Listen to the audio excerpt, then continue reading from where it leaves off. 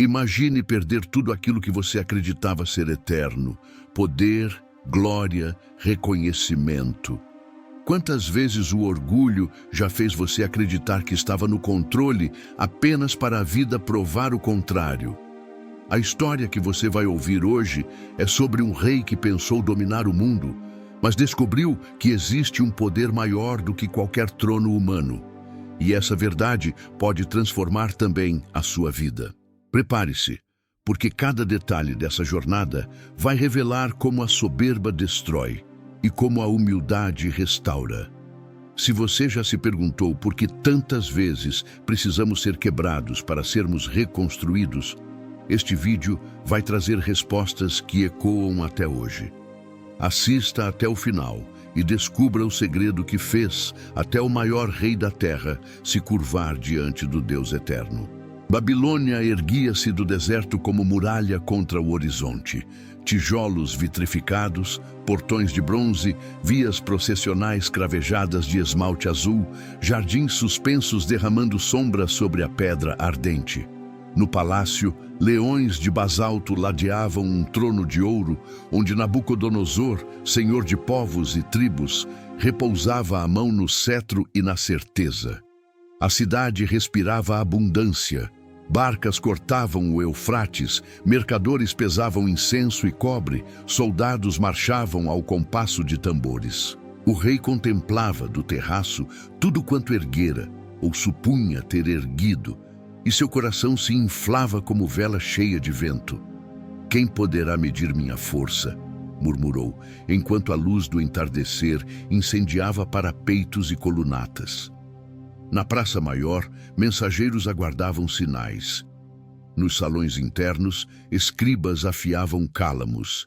E entre os cativos de Jerusalém, 4 jovens de rosto firme chegavam à corte. A noite desceria, trazendo presságios que nenhum muro poderia deter. A noite caiu sobre os jardins suspensos, mas o sono do rei não trouxe descanso. Nabucodonosor despertou em sobressaltos, o corpo coberto de suor frio, a mente tomada por imagens que pareciam mais reais que a vigília. Chamou seus guardas e ordenou: "Tragam os sábios, magos e encantadores. Quero que me revelem o sonho e também a sua interpretação. Se não o fizerem, morrerão." O decreto espalhou-se como trovão pelos corredores do palácio. A sala do trono encheu-se de homens temerosos, incapazes de cumprir tamanha exigência. Um dos chefes tentou argumentar: "Majestade, conta-nos o sonho e nós o interpretaremos." Mas o rei rugiu: "Não! Vocês devem me dizer o que sonhei. Assim saberei que não mentem." O silêncio foi a resposta. Entre os condenados estava Daniel. Ao saber da sentença, reuniu seus amigos e ergueu a voz: "Oremos ao Deus dos céus, pois só Ele revela o oculto." Naquela mesma noite, em visões, recebeu a revelação. Ao amanhecer, apresentou-se diante do soberano. O trono dourado reluzia, mas Daniel falou com humildade: "Há um Deus nos céus que revela os segredos. Ele mostrou a ti o que está por vir." As palavras de Daniel ecoaram na mente do rei, mas em vez de quebrantar o coração, acenderam a chama da soberba. Se a profecia dizia que ele era a cabeça de ouro, Nabucodonosor decidiu transformar-se na estátua inteira. Ordenou que arquitetos, artesãos e operários trabalhassem sem descanso. Martelos ressoavam noite e dia, cordas puxavam blocos pesados e chapas de ouro eram fixadas como espelhos diante do sol. Se essa mensagem já está fazendo sentido para você, deixe o seu like agora e se inscreva no canal. Assim, você não perde nenhum conteúdo e ajuda essa palavra a alcançar ainda mais pessoas que precisam ouvir essa verdade. Na vasta planície de Dura, o monumento ganhou forma, uma colosso reluzente, da base ao topo, inteiramente de ouro. Quando os primeiros raios do amanhecer batiam sobre a superfície, a estátua cintilava como se fosse o próprio sol erguido sobre a terra. Convocaram-se povos, línguas e nações. O arauto proclamou em voz firme: ao som da trombeta, da flauta, da harpa e de toda a música, prostrai-vos e adorai a estátua. Quem não se prostrar será lançado na fornalha ardente. A ordem foi selada. No dia marcado, a planície de Dura encheu-se de gente. Bandeiras tremulavam ao vento, tambores marcavam o compasso, e o sol refletia no ouro da estátua, cegando os olhos da multidão. O arauto ergueu a voz: ao som dos instrumentos, prostrai-vos diante da imagem do rei. Então soaram trombetas, harpas e flautas, e como ondas, todos se curvaram com o rosto em terra. Todos, exceto 3 jovens que permaneceram firmes, Sadraque, Mesaque e Abed-nego. Os soldados os agarraram e os levaram ao trono improvisado de Nabucodonosor. O rei, com o olhar faiscante, perguntou: é verdade que não adorais minha estátua? Dou-vos uma última chance. Quando a música soar, prostrai-vos. Caso contrário, sereis lançados na fornalha. E que Deus poderá livrar-vos da minha mão. Eles responderam: ó rei, não precisamos defender-nos diante de ti. Se o Deus a quem servimos quiser, ele nos livrará da fornalha e da tua mão. Mas, se não o fizer, ainda assim não serviremos aos teus deuses. Enfurecido, o rei ordenou que o fogo fosse aumentado 7 vezes mais. Os jovens foram lançados. A multidão prendeu a respiração. Então o rei se ergueu, atônito. Não eram 3? Vejo 4, e o quarto tem aparência de filho dos deuses. O milagre da fornalha abalou Nabucodonosor, mas não arrancou de seu peito a raiz do orgulho. Passados os dias de admiração, o rei voltou às festas, banquetes e desfiles triunfais. Mas numa noite, enquanto os jardins suspensos respiravam perfume de flores regadas pelo Eufrates, ele foi tomado por outro sonho. Diante de si surgiu uma árvore gigantesca, cujo tronco alcançava os céus e cujos ramos cobriam toda a terra. Suas folhas eram verdes, seus frutos abundantes, e sob sua sombra repousavam animais e aves. Povos inteiros se alimentavam dela. Contudo, uma voz poderosa ecoou dos céus: cortai a árvore, derrubai-a. Apenas o tronco e as raízes ficarão, presos com correntes de ferro e de bronze. Que seja molhado pelo orvalho e habite entre os animais, até que reconheça que o Altíssimo governa os reinos e os dá a quem quer. Perturbado, Nabucodonosor convocou Daniel. O profeta, com semblante grave, declarou: ó rei, a árvore és tu. Teu reino se estendeu até os confins da terra. Mas serás humilhado, viverás como animal, até que confesses que o Altíssimo reina. Ainda assim, se praticares justiça e mostrares misericórdia aos pobres, talvez prolongues tua tranquilidade. 1 ano se passou, e a advertência de Daniel parecia esquecida. Babilônia continuava a prosperar. Suas muralhas refletiam o brilho do sol, e os salões do palácio ecoavam cânticos de celebração. Nabucodonosor, tomado de confiança, subiu ao terraço do palácio para contemplar sua obra.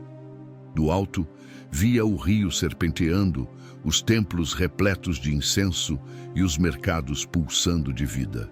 Então ergueu os braços e declarou em voz retumbante: não é esta a grande Babilônia que edifiquei com o poder da minha força e para a glória da minha majestade? Suas palavras mal haviam terminado quando uma voz trovejou do céu: ó Nabucodonosor, a ti se decreta: o reino passou de ti, serás expulso dentre os homens até que reconheças que o Altíssimo governa os reinos da terra. Seu corpo vacilou, seus olhos perderam o brilho e a razão lhe foi arrancada como vento que leva a chama. Expulso do palácio, Nabucodonosor vagou pelos campos como sombra do que fora. Seus pés descalços afundavam na terra úmida, sua boca se enchia de ervas e o orvalho da madrugada cobria seu corpo. Os cabelos cresceram longos e ásperos como penas de águia, e as unhas curvaram-se afiadas como garras. Pastores que levavam seus rebanhos o avistavam de longe e murmuravam: é este o rei da Babilônia, o conquistador de nações, agora humilhado pelo Altíssimo? A cidade continuava, mas o trono permanecia vazio, guardado em silêncio. Os nobres não ousavam usurpar o poder, temendo o decreto divino. Enquanto isso, o soberano que se julgava Deus caminhava como fera entre bois e aves. Sua mente estava perdida em trevas, e por vezes sua voz humana rugia: minha Babilônia, minha glória. Mas logo se dissolvia em grunhidos animalescos. 7 tempos se passaram, longos períodos de humilhação em que o rei, reduzido ao pó, aprendeu a fragilidade do orgulho humano. Sob o céu aberto, cercado de animais, Nabucodonosor vivia como criatura selvagem, aguardando o momento determinado pelo Altíssimo para ser restaurado. Então, ao fim do tempo marcado pelo Altíssimo, uma manhã se ergueu diferente sobre os campos. O sol dourava a relva úmida e Nabucodonosor, cansado de anos de loucura, ergueu os olhos para o céu. Pela primeira vez em muito tempo, sua mente clareou como o horizonte após tempestade. Os grunhidos cederam lugar a palavras compreensíveis e lágrimas escorreram por seu rosto. Os céus governam, murmurou, reconhecendo a soberania que antes negara. Naquele instante, sua razão lhe foi devolvida e com ela a dignidade. Guardas que o vigiavam de longe correram para anunciar: o rei voltou a si. Conduzido ao palácio, foi lavado, barbeado e vestido com vestes reais, mas já não caminhava como antes. Sua postura não era a do conquistador arrogante, e sim a de um homem quebrantado pela graça. A honra foi restaurada e com ela o trono, agora ocupado por alguém transformado pela misericórdia do Altíssimo. Restaurado ao trono, Nabucodonosor não tardou a proclamar ao império o que aprendera na humilhação. Convocou escribas e ordenou que registrassem suas palavras em édito público. De voz firme, declarou: eu, Nabucodonosor, vi uma árvore que tocava os céus. Fui aquela árvore, cortada e lançada ao chão, até que reconheci que o Altíssimo governa sobre os reinos. Minha honra foi restituída, não por mérito, mas por graça.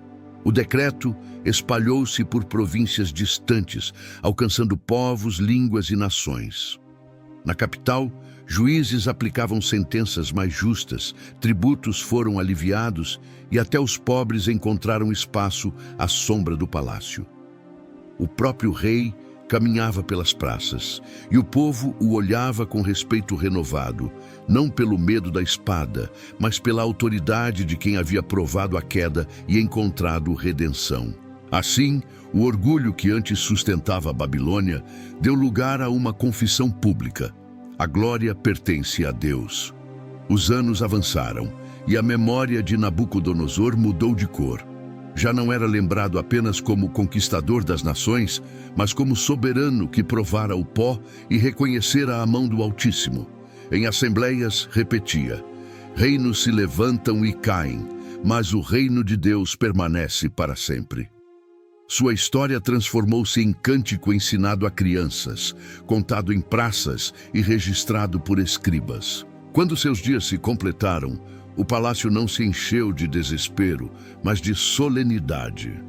Oficiais e povo sabiam: o rei partia não na soberba, mas na humildade.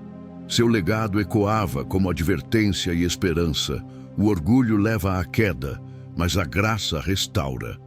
Se essa história falou com você, compartilhe este vídeo com alguém que precisa dessa mensagem. E lembre-se, a sua interação faz toda a diferença. Inscreva-se agora e junte-se a nós para continuarmos espalhando verdades que transformam vidas.